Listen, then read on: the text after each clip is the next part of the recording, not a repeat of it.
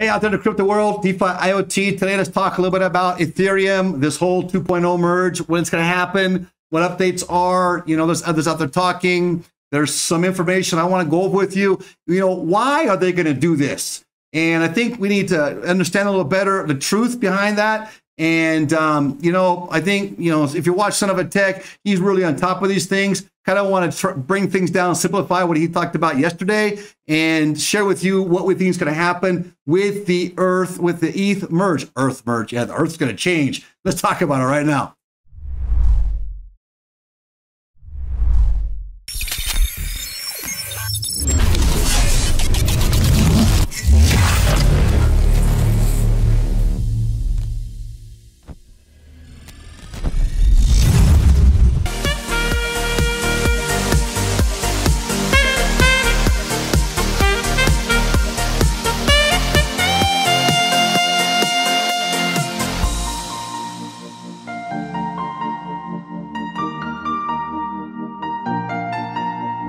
Jump right into the screen. It's going to go to a whiteboard crypto and jump down here a little bit. I'm going to go right here where it reads, why is Ethereum upgrading? Okay, well, some consider this an upgrade.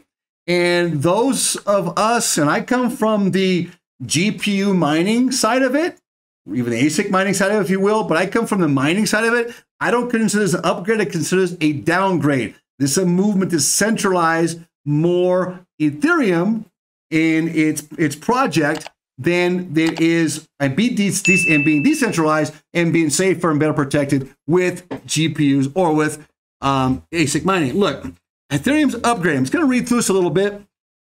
So those of you who don't have the time to sit and read, I'm going to go through this, comment a little bit on it, and get to what we think, according to what I'm hearing out there, what we think is going to happen. We talked before about between now and October. Is that date going to change at all? Or I should say June and October. Let's talk about that right now, because some new reports came out. Some things came out about how long it's actually going to take. And, you know, Son of a Tech has a good video that came out yesterday that I can put a link down below as well to that video that actually is much more in depth and much more detailed.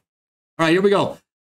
Excuse me. Ethereum's upgrading so that it's more scalable, secure, and eco-friendly. Well, right off the bat, the eco-friendliness is not true. Okay, that's all overblown. That's a political agenda to use that against crypto mining because it's very independent and the governments cannot control the money that moves in decentralized markets, like through mining, right? So eco-friendly, there really is not that amount, that the consumption of energy and the structure of energy on that, what they blame it for is not necessarily true, right? You had some aspects in China and so forth using coal, but there's a lot of people out there now, a lot of companies using renewables, and actually they upgrade the grids. So if that actually will help people in communities, like we had 2 years ago in Texas, and that transition, but this last year, actually all of that crypto mining helped Texas. Now it's a whole other video to go into. So it becomes more secure. Another lie. It becomes less secure. GPU mining makes it more secure. They say, well, that 51% ratio of GPU mining can then overthrow the system. Right, but that was a long shot from happening, right? Scalable, okay, I'll give you that. Scalability. Right now, Ethereum can only handle about 15 transactions a second. When the network is very busy, that means the cost of transactions gets very high. Here we go with another lie, okay? In fact, we've seen it gets as high as $50 for a single transaction. Well, that's not a lie. That's true. Ethereum is very expensive. But what the lie is this merge to 2.0 won't make it any less expensive. It won't make it any cheaper. It's going to still be expensive. Why? Because it's still going to make payments. We'll get into that in a minute. Let's talk about here, okay? Meaning, if you want to send your friend $20 in ETH, you have to pay a total of $70. Ethereum 2.0 should have mechanisms in place to allow it to form up to 100,000 transactions a second. Now, they're testing still on that. And the last test they just did recently, it came out very successful. But they're still testing, and they got to go through a series of tests, which each test is going to take about 2 weeks to make a transition onto mainnet from these test nets. And that's going to put us at least out a few months. We'll talk about it in a minute. Security. So here, where's the lie on this? The lie is that this transition has nothing to do with lowering fees. This transition is going from proof of work to proof of stake. It's the consensus. That's it. That's all that's being changed is the consensus. So keep that in mind. It's still going to be expensive. Will it open the door for sharding for more companies that come in, other projects come in, and then lower that? They'll share that and lower that down the road, a year, 2 years, 3 years, 4 years, 5 years down the road? Yes, it does. So in that regard, long term, but it's giving the impression it's going to help people now. And I think that might affect the coin later. Even those staking right now are being told that once the merge takes place, they will not be able to withdraw their tokens. And there is no date when they can. So let's keep going here a little bit. Security. Ethereum 2.0 will also be much more resistant to that 51% attack we talked about due to proof of work, which is the mining aspect of it, right? In other words, it will be much more difficult to attack the network or to do something malicious to it. We'll explain that a bit more technical side, how it works in a bit. Now, let's talk about that. Does proof of stake make it less vulnerable? No, it really does not at the end of the day. I'm sorry. You can argue with me if you want to. You can put down a, hey, Eric, you know, I think this, I think that. But at the end of the day, it doesn't make it less vulnerable because now you're taking the money and you're taking the money from the poor people. The people who can mine, the simple people like ourselves, for example, and others. And they're taking that money from the whole republic of people and putting it in the hands of the few. You're making the wealthy wealthier and the poor are not going to be able to participate. So we're going to create that inequality gap. Why aren't we talking about that here? We're real big on the whole, you know, political agenda, marketing scheme. But we're not talking about how it's going to actually create a greater inequality gap because so many people right now make money, even down here in Latin America, off of mining Ethereum with their GPUs. They make a little bit extra every month, and it gives them something more to do, a course to study, an English course, for example, down here, $80 a month for a good one. Well, they make enough in Ethereum that they can pay for their English course, for example, right? I know people that mine crypto and that mine Ethereum, and that helps supplement things they don't get. You're talking about a country where your average salary is $400 a month. That's pathetic. That's sad. That's not even being mentioned in here when it goes from proof of work to proof of stake. Now, does it make it more secure? It does not, because that means now that fewer people have control of it, and they can actually take control and centralize better or more so than when it's spread out. Is there a risk of that 51%? I can't say there's not a risk there. But would it really come about? Well, there's always ways to try to get around that too, but that is a risk too. There's risk both ways. The difference was that more of a republic, we'd have more say-so in it. But you could be getting more adapted ASIC miners too. They could come on and take that overthrow. So there is that risk too. I won't deny that. I won't deny that at all. Eco-friendly. Well, we just talked about that. Right now, Ethereum uses proof of work mechanisms. We talked about that, using a ton of electricity. Look how he puts it in a big words. Well, that's not necessarily true. Look at us, for example. We have over 100 GPUs running. All right. We just bought $130,000 of solar panels to add on and make us completely independent of any type of energy that would be used by you. We're using solar.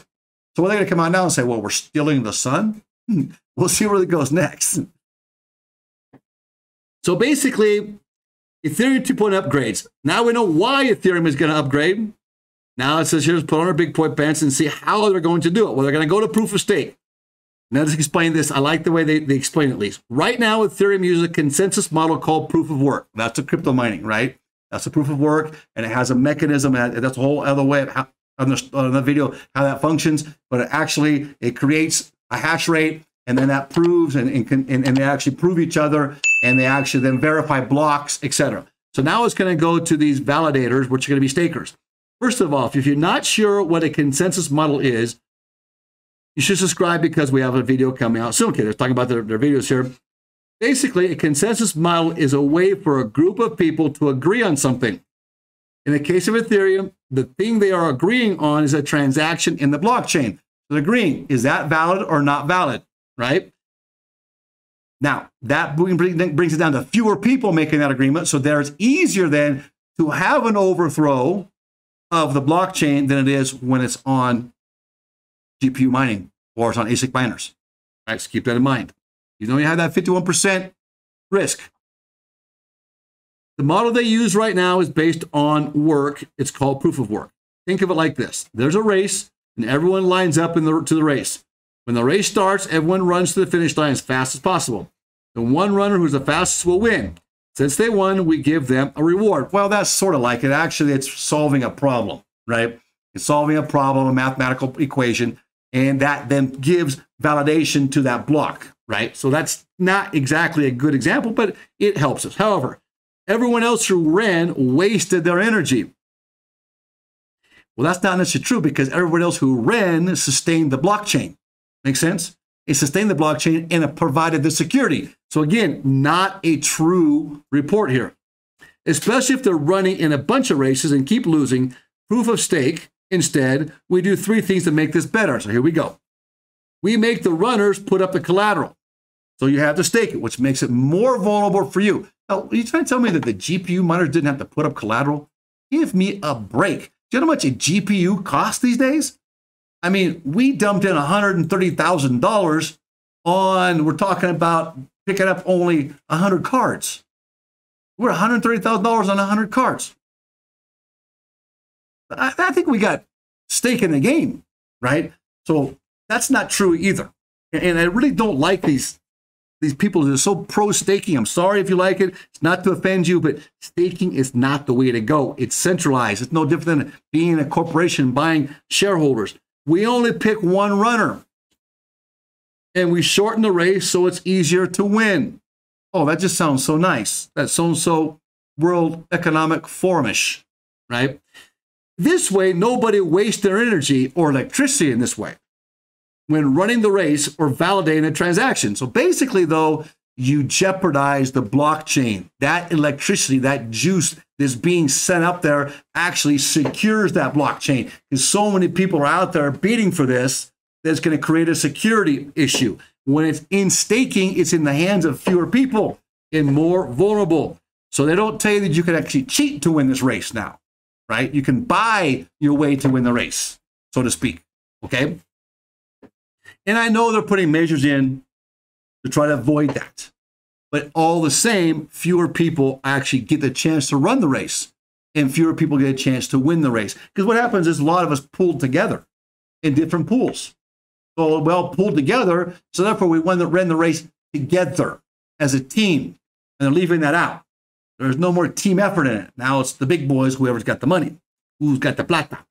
All right, so the Beacon Chain. A Beacon Chain is a proof-of-stake mega blockchain that went live in December 1st of 2020. It doesn't handle transactions or smart contracts, but you can think of it as the heart of Ethereum 2.0. Right now, it exists separately from Ethereum blockchain, running side by side, right? It's basically the ETH 2.0 blockchain running in parallel with the version 1 blockchain until the switch. We all switch to it, right? The Beacon Chain is also responsible for selecting runners or validators who get to validate the proof-of-stake blocks. You see, they're going to pick who it is. It's not everybody out there just racing or as a team working to try to solve a problem. They get to pick. Now, can that pick? Can that be actually then centralized? That's a question that needs to be asked. Sharding, and this is what we're going to come to now about how then will Ethereum prices go down and when? Well, here it is. Sharding is a very interesting idea, and we're going to explain it in this analogy. Imagine if you're wanting to go to work and there's one highway lane. That highway is so backed up that you're now bumper to bumper, and your unusual 10-minute drive takes 3 hours. Okay, that's a good example. This is how Ethereum is currently at this point, and that's true. It has one lane. Imagine if they make 63 other highway lanes. In other words, you have new projects, jump on Ethereum, kind of like what what you've got with POLKADOT and the PARACHAINS, the same idea, right? So you have, this is what sharding is. So basically they're adding to these different more highway lanes. So you have 64 total lanes. Now they all work together, more cars can travel in those lanes. True. In technical terms, the idea of creating these shards is to split the infrastructure of the Ethereum network into smaller pieces that can operate independently of each other with the goal of scalability. In other words, how fast and how efficient you are, right? In terms of Ethereum. Now, remember, there's that triangle, right? And Buterin he actually came in with the whole triangle saying that if you're going to run for scalability, you're going to give up security, right? You can't have it all. You can't have all three. You can't be fast, you cannot be secure, and you cannot have that triangle put together. as well as and think that you're going to come up with a one-stop solution. It's not going to work. Only 2 of the 3 can ever be applied. Now look, in technical terms, the idea of creating the shards is to split the infrastructure, right, into smaller pieces. We just talked about that. Okay, these pieces can operate independently of each other with the goal of scalability. In terms of Ethereum, these standards should allow storage and accessibility of data, but won't be used for executing code like our current blockchain. Eventually, our current Ethereum blockchain will become one of the 64 shards, so we will keep all the old data and then have 63 new blockchains to start using. That's right, that's true. The Ethereum 1 won't go away, right? The only thing that's going to change is the consensus, basically how data is moved and how it's verified, right? So that's going to be what changes. That's it. And you can actually allow now for shards and so forth to come on the execution end of it later down the road, right? So then basically an idea here is the process is called docking, and also marks the last time we'll use proof of work in the Ethereum network. Now they have a list here of phases and steps in which they had outlined that they thought that this would take place. And let's jump now to finish this video. Now we understand better where they're going and the reality of what it is. You know, Mr. Butcher wants to be the currency, the central currency of on a global aspect, right? So he's moving this so it can now be actually more transparent and more controllable. And that's what it is. If this is maintains with all these farms now that are self-sustained, like the one we're building right now, self-sustained in their power, it would actually maintain where a point that the government cannot step into in control. And they don't like that. They want something they can control and manipulate. And they can come in and be a stakeholder, right? I'm sure that they already are. I don't have that for a fact, but I'm sure that we already have government involved in stakeholding in, if not Ethereum, other cryptocurrencies. Where does that put us? Where do we think this is going to go? Well, reports came out. You know, each of these test nets to go mainnet takes about 2 weeks to do. There's various of them. So you're going to talk about a month and a half. It's going to put us out till end of June, July-ish, kind of at the earliest point right now. You know, we talked about Bitch Be Tripping a couple weeks ago. Talked about he thought it wouldn't be till, you know, October, November to the end of the year, because they really want to make sure that this is going to come off successful. If it doesn't come off successful, it could be a huge hit for Ethereum, right? If it does come off successful, it's going to be a huge jump for Ethereum, obviously, but they're going to be more centralized. So it depends on what you like. Do you actually support cryptocurrencies that come out with the Bitcoin philosophy that we want to maintain a free market economy? Or do you support the wealth becoming wealthier like Ethereum's doing? When you have proof of staking, that's what it's all about. The wealthy become wealthier. It takes away from all of us having that opportunity. As I just said, they pick the runners. Everybody else is running, wasting energy. It's not a waste of energy if we're all making efforts and we're all running. And that creates security in blockchain. It's physical fitness. It's healthy for us, and it's healthy for the world, and healthy for the market and the economy. DeFi IoT, please subscribe, give us a thumbs up. We'll talk to you tomorrow. We hope you enjoyed this segment of our video with DeFi IoT. Remember, we're not professional advisors. We do this as a business, as a hobby, and we study, we experiment, and we want to share it with you. If you can get some benefit from this, great. What we do is we go out, we purchase with our own money, and we experiment to see what true results are. We want you to be able to share in our experiences so you don't have to lose like we have. If you can win where we've won, fantastic. Remember to do your own research and your own homework. It's very important before you make any decisions. We will see you in our next video.